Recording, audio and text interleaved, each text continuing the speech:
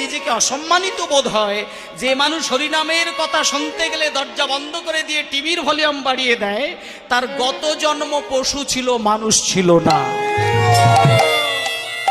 যার গত জন্ম মানুষ হয়, এই জন্ম সে ভদ্র হবে। আর এ জন্মে যে ভদ্র হবে, পরের জন্মে সে ভক্ত হবে। পরের জন্মে যে ভক্ত হবে, তার পরের জন্মে সে গোপী ভাব দখল করবে।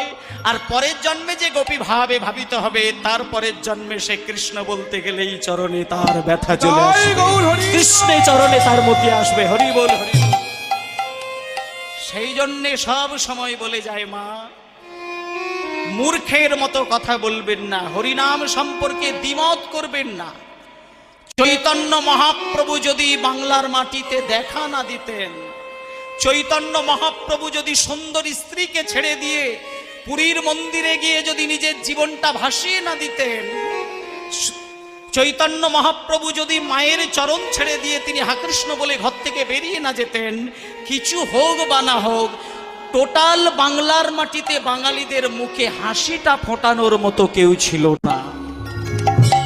আজকে আপনারা হাসতে হাসতে হরিনাম করছেন, মেন রাস্তার ধারে ঝাড়বাতি দিয়ে, প্যান্ডেল দিয়ে, সুন্দর মাইক দিয়ে হরিনাম করছেন। এটা কার জন্য হয়েছে?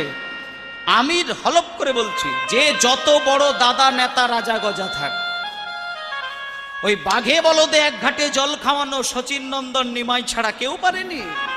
যে যত